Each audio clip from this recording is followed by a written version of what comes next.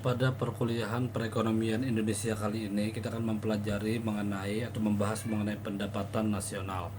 Yang dimaksud dengan pendapatan nasional ini adalah jumlah pendapatan yang diterima oleh seluruh rumah tangga keluarga atau RTK di suatu negara dari penyerahan faktor-faktor produksi dalam satu periode. Nah, di sini biasanya itu selama 1 tahun periodenya ya. Nah, berikut ada beberapa konsep dari pendapatan nasional. Ada GDP atau produk domestik bruto. Kemudian ada produk domestik bruto. Ini kenapa jadi singkat GDP? GDP itu dari bahasa asing ya, gross domestic product. Ini merupakan jumlah produk berupa barang dan jasa yang dihasilkan oleh unit-unit produksi di dalam batas wilayah suatu negara atau istilahnya dalam lingkup domestik negara tersebut selama 1 tahun. Nah, dalam perhitungan GDP atau produk domestik bruto atau gross domestic product ini termasuk juga hasil produksi dari barang dan jasa yang dihasilkan oleh perusahaan atau orang asing yang beroperasi di wilayah negara yang bersangkutan. Nah, barang-barang yang dihasilkan termasuk barang modal yang belum diperhitungkan penyusutannya. Nah, karenanya jumlah yang didapatkan dari GDP ini dianggap bersifat kotor atau masih bersifat bruto. Nah, kalau bersih itu neto ya kan, dalam kemasan biasanya kan neto berat bersih. Kalau bruto bersih, dalam hal ini masih kotor ya.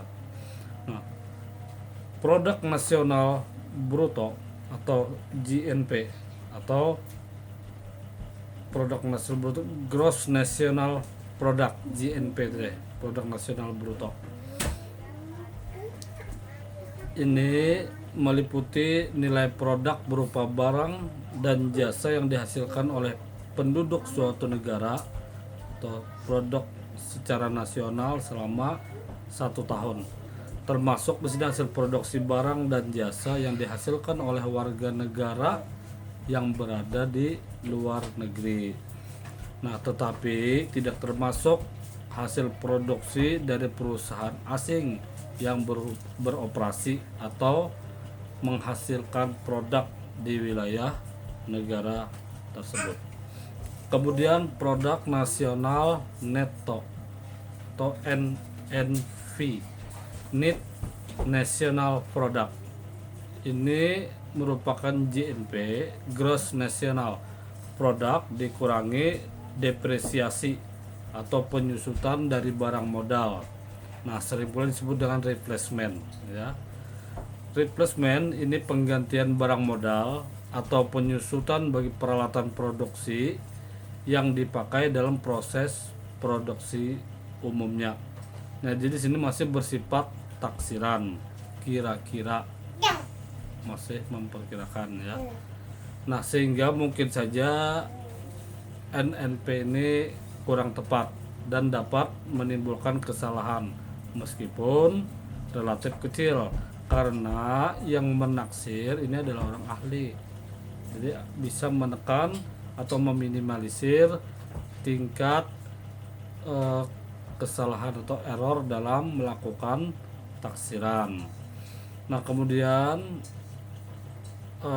pendapatan nasional neto atau NNI, Net National Income. Ini adalah pendapatan yang dihitung menurut jumlah balas jasa yang diterima oleh masyarakat sebagai pemilik faktor-faktor produksi.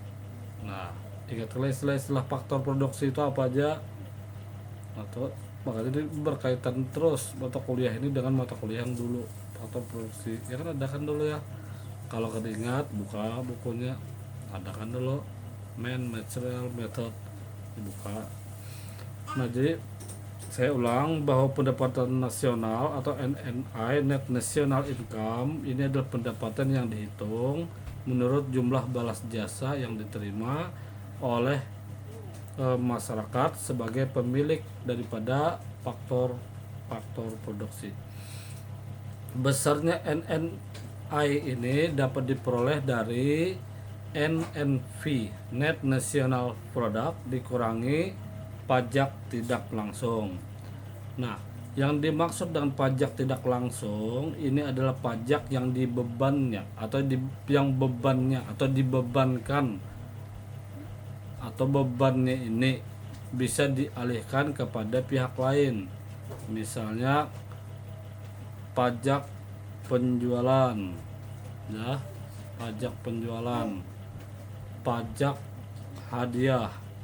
Pajaknya ini yang menanggung adalah yang membeli, kan, pajak penjualan. Pajak hadiah yang membayar pajaknya adalah yang menerima hadiah. Jadi artinya itu bahwa yang dimaksud dengan pajak tidak langsung ini, pajak itu beban itu bisa dialihkan kepada pihak lain. Nah, itu.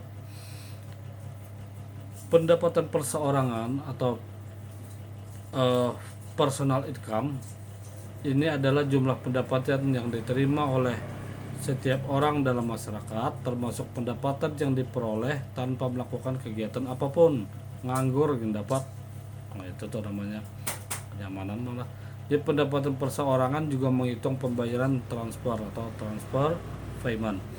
Transfer payment ini adalah penerimaan yang bukan merupakan balas jasa produksi tahun ini, melainkan diambil dari sebagian pendapatan nasional tahun lalu.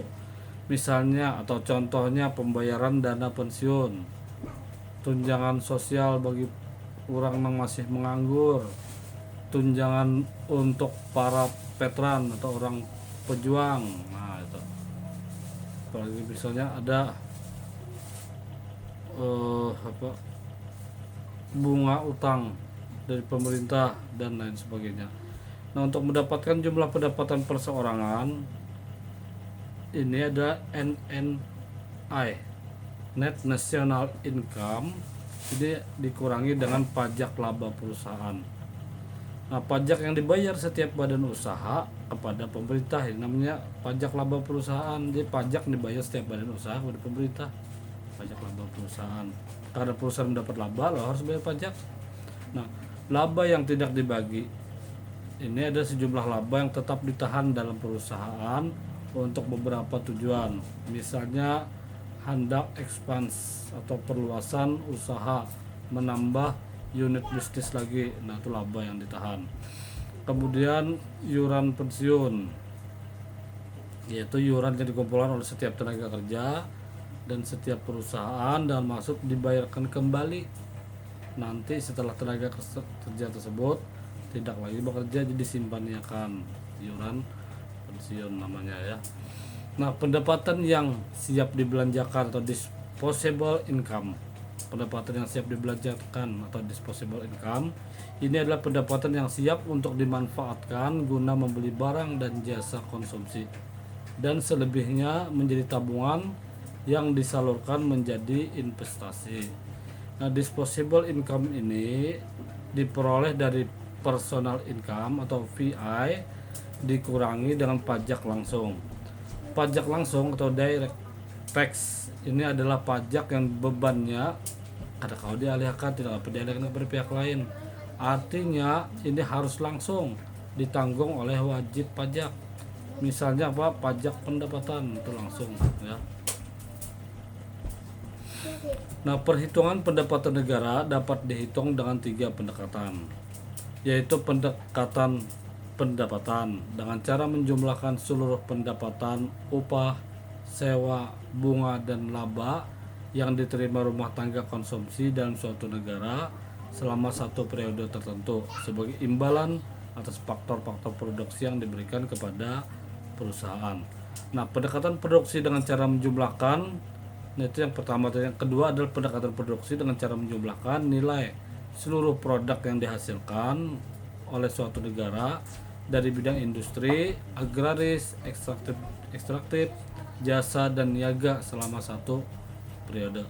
Nah, nilai produk yang dihitung dengan pendekatan ini adalah nilai jasa dan barang jadi bukan bahan mentah atau barang setengah jadi.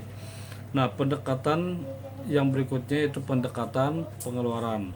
Ini dengan cara menghitung jumlah seluruh pengeluaran untuk membeli barang dan jasa yang diproduksi dalam suatu negara selama satu periode tertentu. Di perhitungan dengan pendekatan ini dilakukan dengan menghitung pengeluaran yang dilakukan oleh 4 pelaku kegiatan ekonomi negara. Nah, yaitu di sini adalah rumah tangga, consumption, kemudian pemerintah, government, kemudian pengeluaran investasi atau investment, dan selisih antara nilai ekspor dikurangi dengan nilai impor. Nilai ekspor ekspor dikurangi dengan nilai impor. Nah, itu aja dulu perkuliahan kita perekonomian Indonesia kali ini mengenai pendapatan nasional. Jadi diperhatikan, disimak seluruh perkuliahan yang sudah saya share, baik yang pernah saya tugaskan, dan kalau Anda mengerjakan sendiri apa yang saya tugaskan, insya Allah saudara-saudara nanti bisa menjawab ujian akhir pada final test nanti ya. Dan saya harapkan Anda semuanya bisa lulus, bisa mendapat nilai yang bagus pada mata kuliah perekonomian Indonesia. Atas perhatian saya ucapkan terima kasih. Segala hilap saya minta maaf, minta rela. Wassalamualaikum warahmatullahi wabarakatuh.